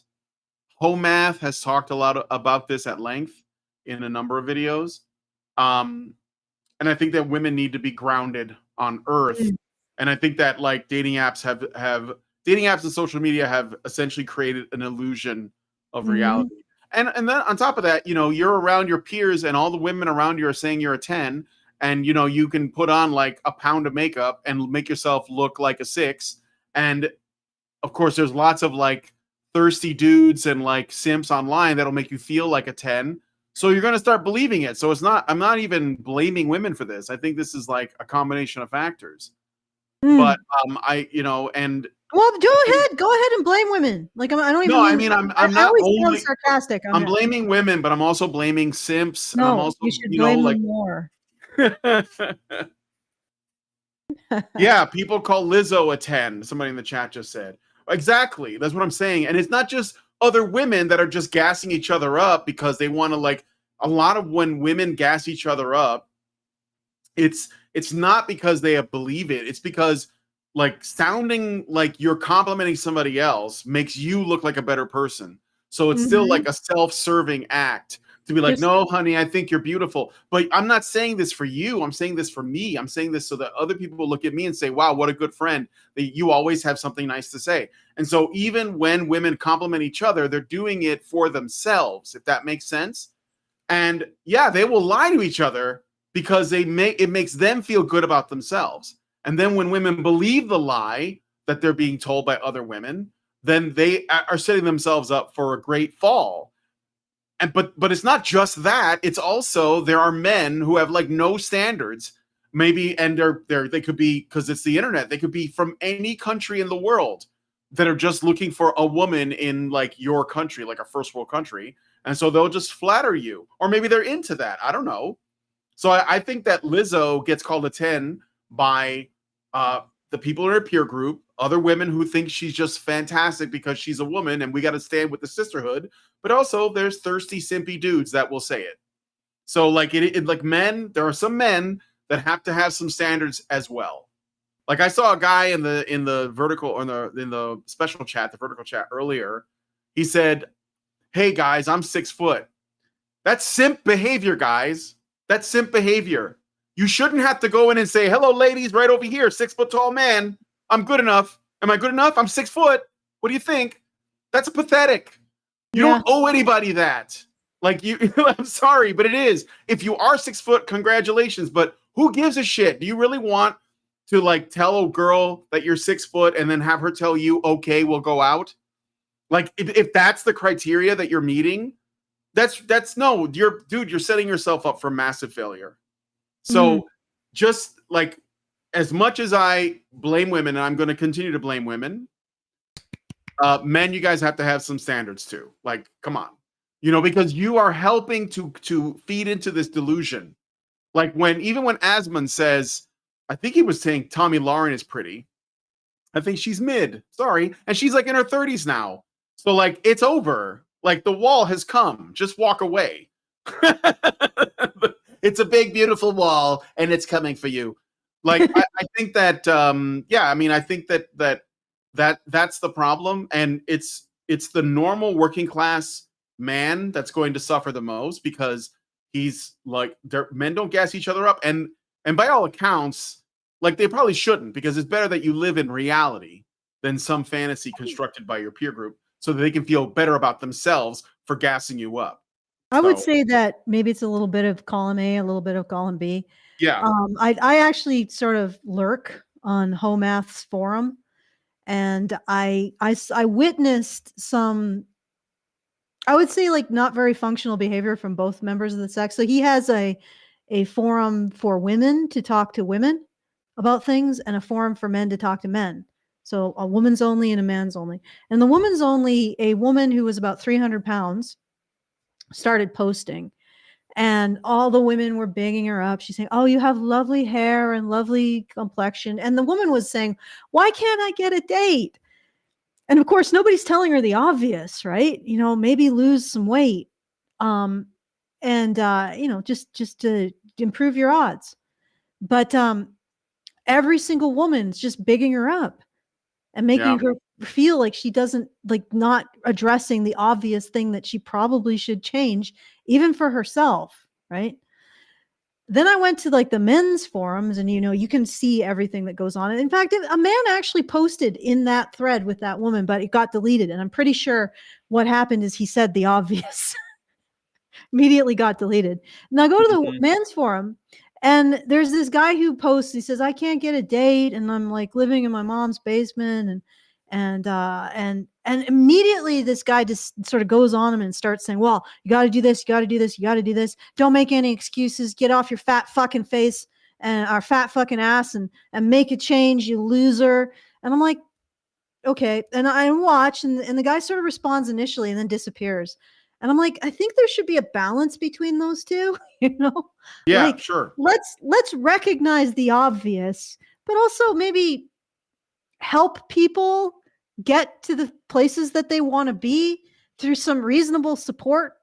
Okay, yeah, these are the problems that you have, but you can overcome them with effort, and we'll help you in those moments where you feel like you're not going to make any progress, and you feel really depressed, and you have some place to talk about that. And but you keep working towards your goals, and you break them down into simpler steps. You take the simpler steps, and you move towards improving your position in reasonable way, not necessarily through massive shaming, but just trying to help people get better. So you try to help people get better, but you don't blast the hell out of them because they're not where they want to be. Does that make sense? Yeah. Well, yeah, I don't disagree with that. I never claimed it. I do think it's a bit of, I definitely think it's both. Yeah, for sure. It's a combination, because people need to strive to be better, of course, because what is life but striving to be better? But at the same time, as sometimes people do need, like, yeah, you can do it. A little bit of believe in the me that believes in you, that kind of thing. Yeah, sure. We should be encouraging. Absolutely. Encouraging and recognizing the progress that people do make. That's the other thing. It's like people get into this treadmill where they can never step back and say, hey, actually, you know what? I did something pretty impressive. I should take a moment to congratulate myself and live in the feeling of having achieved something. And I shouldn't feel bad to do that. And, this is what I've discovered. If you give people more of the skills to actually recognize the things that they do more of them. And, so it's just something like, it's something that if you found something in the middle of that, I think that would work a lot better for everyone. That's I don't know, is that centrism or just sensibility? I mean, I don't disagree. So I don't know if you thought that was like a counter argument to my statement. I don't think I was far off from that. But Okay. I got a super chat from Derek Workman, and he gave us $5 and said, I kind of want to hear a response to the comment I made before this. So I had to dig up the comment. You know, you could have just copy pasted it into the super chat. But okay, I found it. And he says, why is it that whenever there is any news story about men having problems, where is some women going off about who she wants to stuff her blank with? Oh, whenever men have problems, it's women complaining about the fact that they have problems. Is that what you mean? No, that men aren't attractive enough for them or something. Yeah, I think yeah, that's- yeah, yeah. Yeah. Yeah, So well, yeah, women don't offer any encouragement. That's another thing about ultimately the big takeaway from this Tomi Lahren clip is that she doesn't have anything but shame for them. Yes. And So I have another anecdote from Twitter. Because I go on Twitter and sometimes I put my hair up so I look like a man, I guess now. I used to look like a 12-year-old boy. But anyway, so I would get into these arguments with feminists and they'd think I was a man. And they would shame me. And there was one particular thing that I found hilarious. This woman essentially said, "You're not man enough to save me." I'm like, lady, you're using your own weakness and incompetence to insult me. Like, why wouldn't you save yourself, you empowered individual?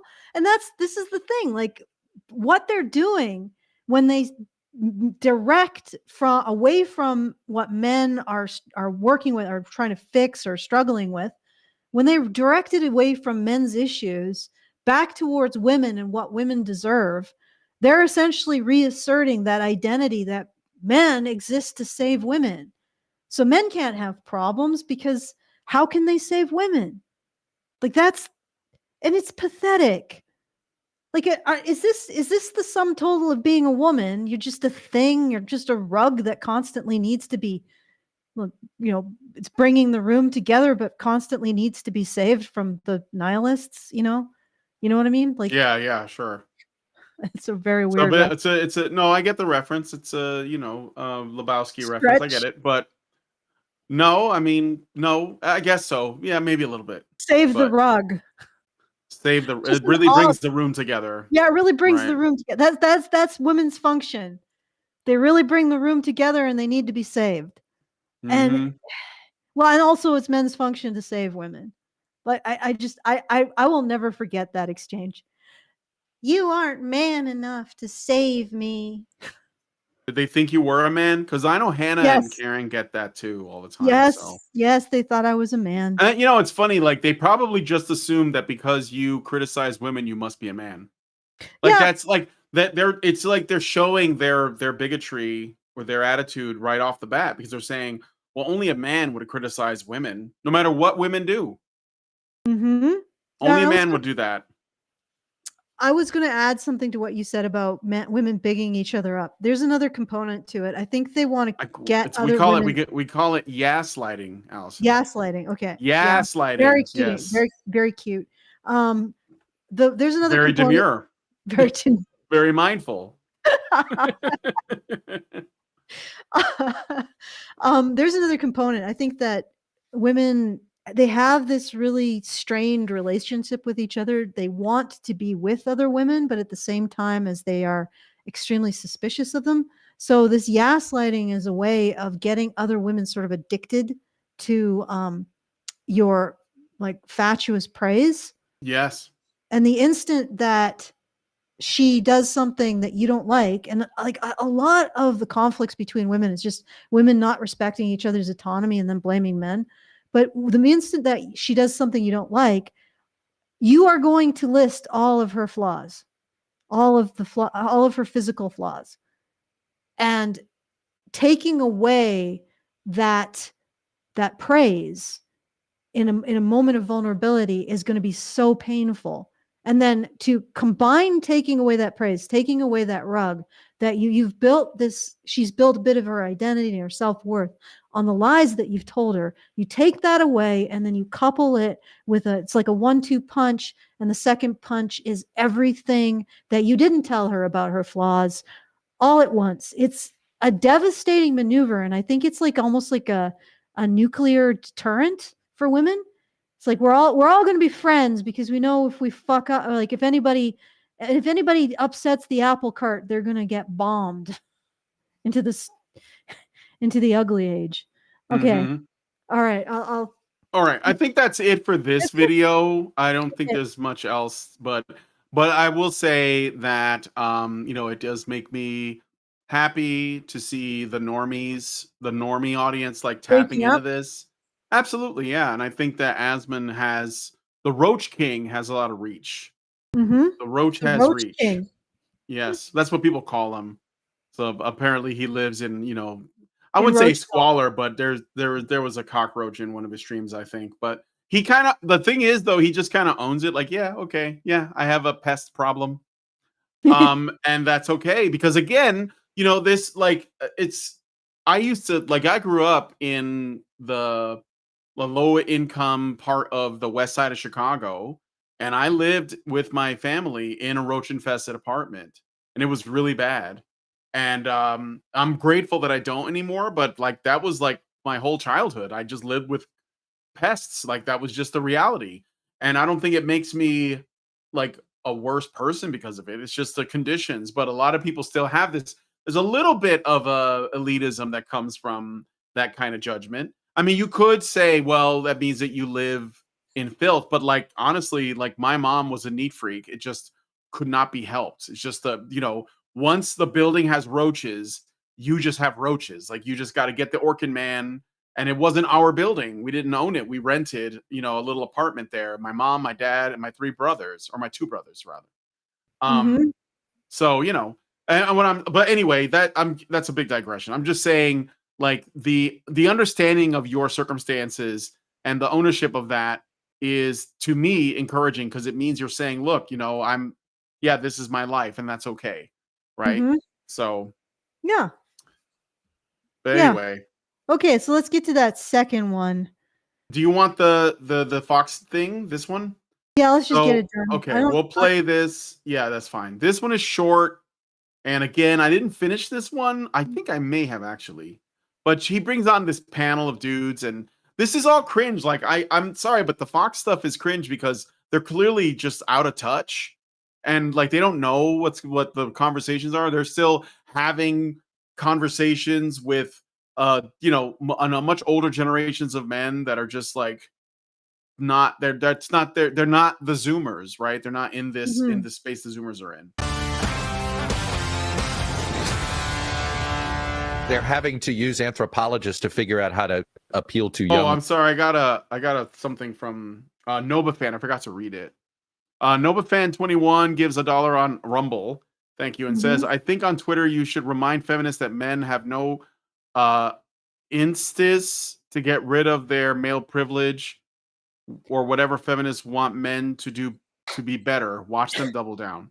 No incentive is what he means to say. No incentive to get rid of their male privilege. Yeah, yeah, yeah.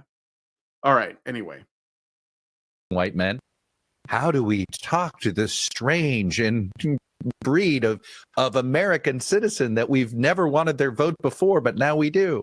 Hillary Clinton was doing a rally, and it was like, you know, I'm going to be the president for African Americans and Latino Americans, and she just went down the list, right? And my staffer goes, well, she doesn't want my vote. She didn't ask for my vote. And he's a white male. You spent 15 years essentially ignoring that vote. And in fact, not only ignoring it, interest groups going out of their way to marginalize that demographic group. And then you're shocked when that demographic group doesn't think the Democratic Party wants them to be members. Well, they were appealing mostly to women. Mm. And they have actually, let me just find this because I thought this was interesting. They have realized their mistake and they're doing everything they can to change it. On tomorrow's news show, I'm going to be talking about how, and I know this is more political because we're talking about the Democratic Party, but it is like it's a microcosm of a broader conversation around how men are essentially like left out of the conversation, period, with like with regards to you know, where to move in our society. And they will specify white men, and I would say, yeah, maybe white men most of all, but it's all men at the end of the day, because if you're operating within the progressive stack, women will always be at the top of that. So, but yeah, so it says, like they're planning to spend $20 million on something called the SAM project, which means speaking to American men, I think, to try to help them, because it was men that changed the outcome of the election in 2024. And in addition to that, they have engaged someone named Olivia Juliana as part of their strategy to bring young men to the Democratic Party. And for them, this is the thing that I think is also interesting about this, because this is what the bread tubers do too. It always comes down to not necessarily like, what can we like actually offer to men to like get their vote, but rather how do we manipulate them to support us? Because we're not actually going to give them anything. We're not actually interested in their concerns. We're only interested in their votes. So how do we get them? And this is like the thing that's going to continue to backfire, because the interests of men run counter to the interests of single women, which is the voting bloc they have created. So how are you going to be able to court the men who are, by and large, they want to get married, they want to have families, and that will mean that they're going to be concerned about the role of government in their lives. That will mean that they're concerned about the direction their society goes in. They're going to be concerned about their children's education. They're going to be concerned about their sons and like where they stand. And all of that is counter to the single woman narrative, which is essentially that they should be focused on career and, acquiring resources or using the welfare state, which of course a married man would be concerned with, and a married woman too, because once a woman is in a marriage with a man, then she cares about where her tax dollars are going, because that becomes important. But when she's not, then she doesn't care. She actually wants those resources, right, redirected to her.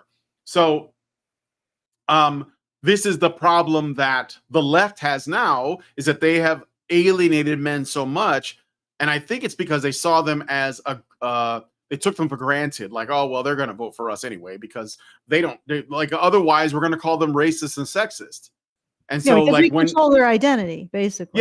Yeah. So we can just bludgeon them into doing what we say. And what happened was men finally said, no, we're not doing that. And now they're like, oh shit, what do? We have to appeal to them. And all they have is, well, we could pander. That's what we do. We do that with women. It works. We'll pander to the men, but it doesn't work, because men don't care about pandering. They don't want to be gassed up.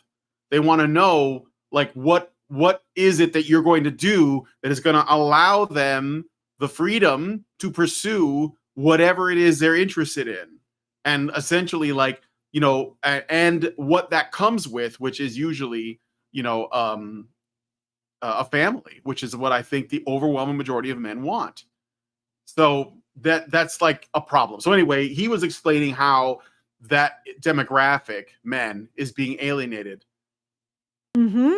File this as well under the category of, after years of reporting the sky is red, Chuck Todd drapes himself in gravitas and revelation and credibility to report to us finally that the sky is blue.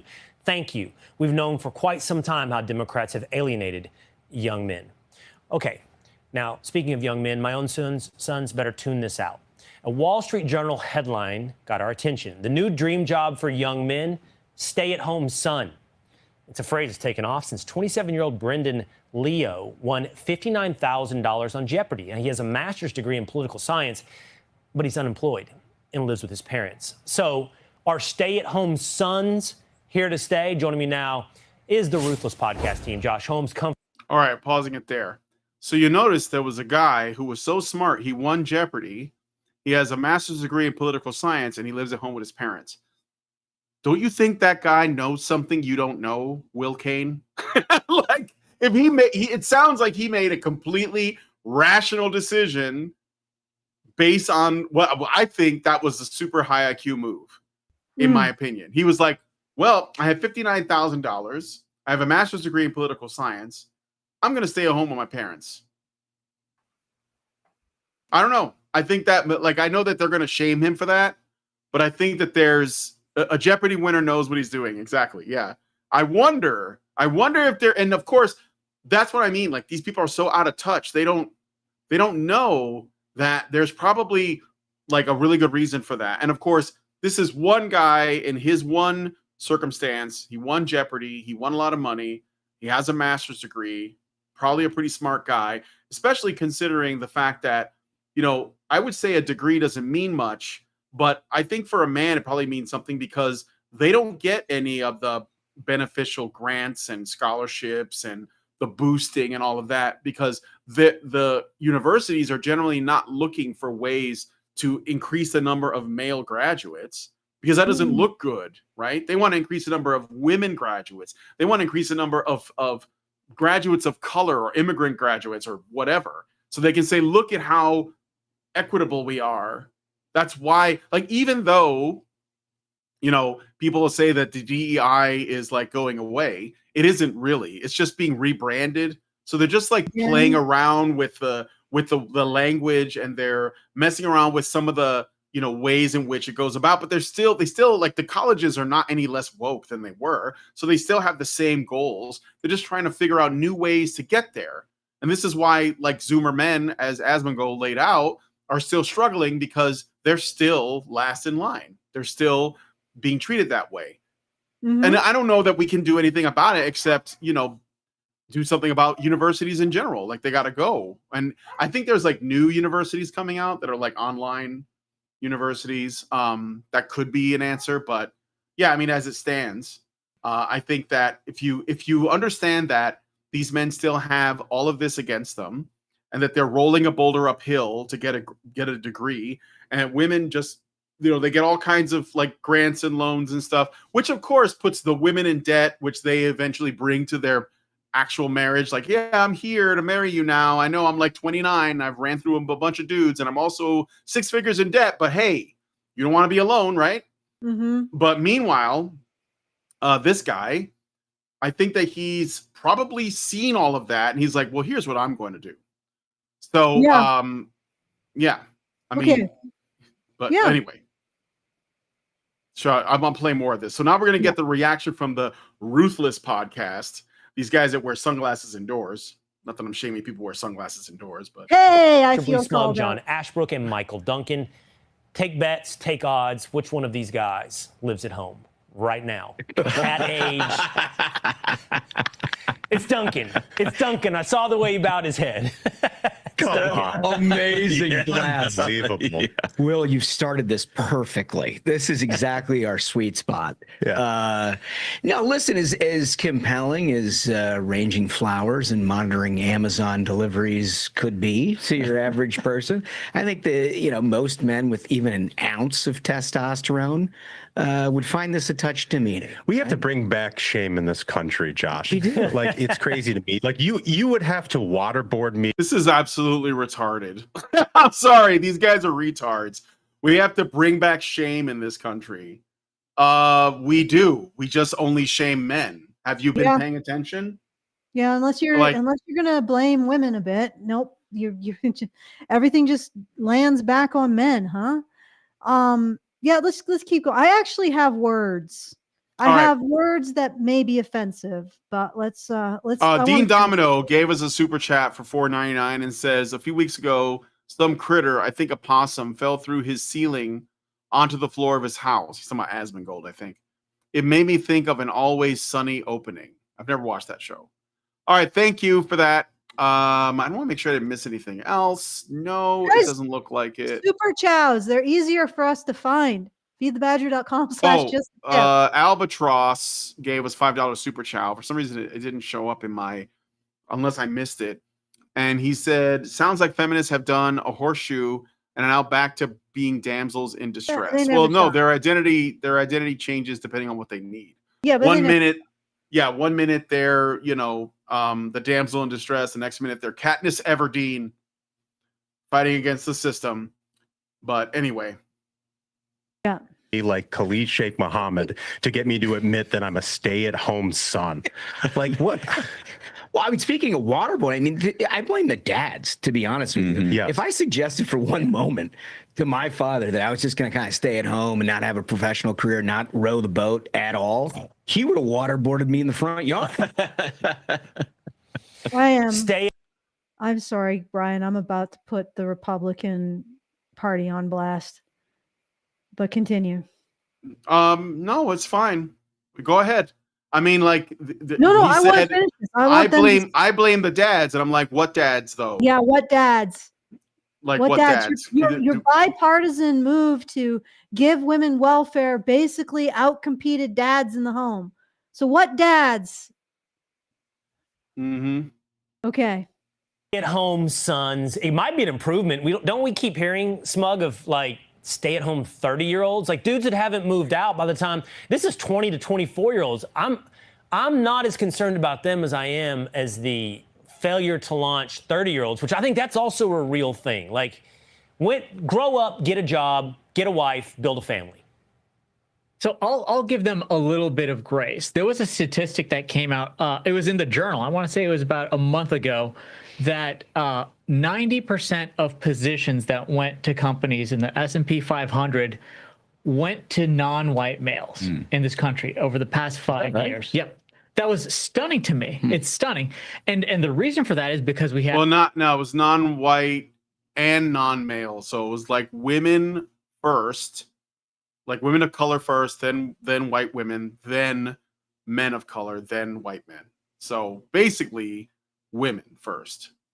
Had an era of DEI, which was pushed, and it was basically excluding. There's a reason why Democrats are like, why can't we communicate to this group? It's not a communication issue. It's a policy issue. You demonized a group of people. You told them they weren't wanted.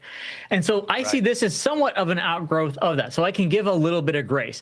At the same time, that era is being wiped clean. You have an administration that believes in, for the first time, it's shocking, equal opportunity. Can you believe that? Yeah. Everyone on the same footing, best person wins the job. But I think when you see this administration, you see the policies, it's already gotten the economy going, it's got people excited. I think young men aren't going to have to worry about being stay-at-home sons. They're going to be out there getting it done. Let's hope that's true. Let's hope it is true, that it's a new playing field, and therefore we don't see stories like this. Hey, it's Will Kane. That's it. Okay, so just to clarify, the one guy in the center there, he was the stay-at-home son, or was one of them? Or no, they were joking about it. I don't think any okay. of them are. It was a joke. All right. So this is what I have to say, and maybe incredibly offensive. The Republicans aren't fixing this. Like, I'm going to be quite freaking honest. I had a lot of hope for Doge, and he has proposed a whole bunch of cuts to the government bloat, and none of them have passed Congress. None of them. Right? None of them have become put in place. And what I see is a bill, no offense, the big, beautiful bill. How many more trillions of dollars worth of spending? And let me tell you what government spending is. It is stealing from people. The modern monetary theory people say that, a government can't go bankrupt if it just underwrites its own bills. That's what they're doing. They're essentially it's not really printing money, but they're loaning to themselves. They get the first crack at everything in the market, so they get whatever they want at yesterday's prices, and then everybody else has to pay the inflation, and they stagnate the economy. They pick winners and losers among corporations that can't disappear and actually be replaced. They're destroying small business. This entire system is now a fatberg of bloat, and young men are not finding a crack in it. And these guys, many of them, if they're part of the media conglomerate, and probably also these dudes, all they are doing is shaming. And yet we've had a president who said he was dedicated to reducing the budget, to getting rid of fraud and waste. And all of that initiative is once again ground into a halt because of the entrenched inertia of the bureaucracy. There are a whole bunch of people in Washington. They talk about stay-at-home sons. They are fucking squatters. And that's all they are. They're squatters on the taxpayer's dime. Go after them. Why do we continue to point fingers at young men who are struggling in a system that's already ossified? It's already decided the winners and losers, and they are not the winners. They are the losers. Why are we going after young men for this? When it is the failure of these institutions to actually slash this government bloat that is destroying and disabling the economy. Like, it's that failure. And it's okay. I'm not calling out Trump because I can probably see any kind of frustration because it's like nothing. Anything you throw at this gigantic mess, it just doesn't do anything. And these young men are getting frustrated, and they're seeing the downstream effect of this government bloat and this destruction of movement in the economy, right? They're seeing the downstream effects of it. And we are pointing fingers at them and condemning them. They are a symptom of a system that is utterly failing. Like, again, next year, the bureaucrats, what do? They take out another loan to pay themselves, and the taxpayers have to pay interest on that loan. They take another loan to pay their businesses as consultancies or whatever else to get more money in, and the taxpayers have to pay the interest on that loan. I have a lot of sympathy. It's not just a sympathy for men looking at the dating sphere and saying, what's in it for me? Looking at society and saying, why should I invest in a society that's destroying any public perception, like destroying my value proposition for women, for the opposite sex? Why should I invest in an economic system that is top down, that is command at this point? Right? Why should I invest in that? Why should I invest in a system where small businesses are dying at an unprecedented rate? And everything has become about how close you can get to the government teat, to a vein. Actually, I'm not even going to call it a government vein. How close you can get to a vein on the taxpayers. This whole system is just, I'm actually really fucking frustrated about what happened with Doge. I apologize.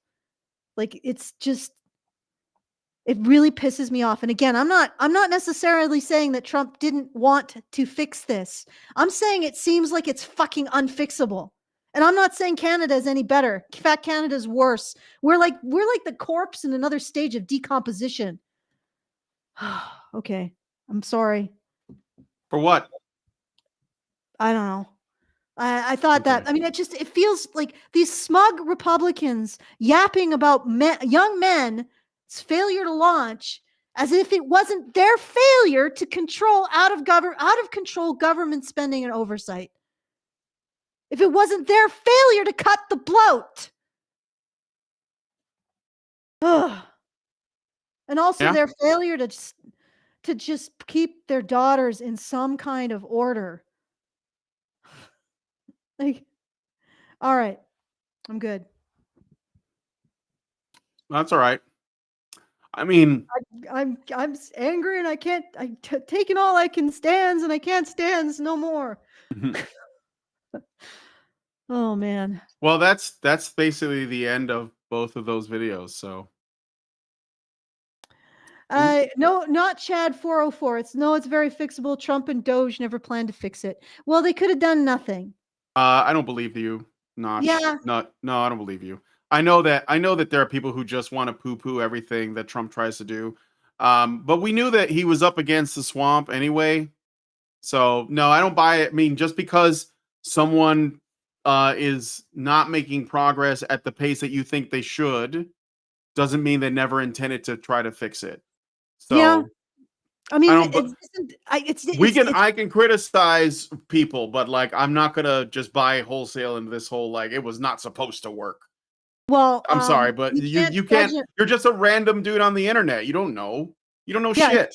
We can't judge by intent, and the truth is, if he never intended to do it, he could have not done it at all.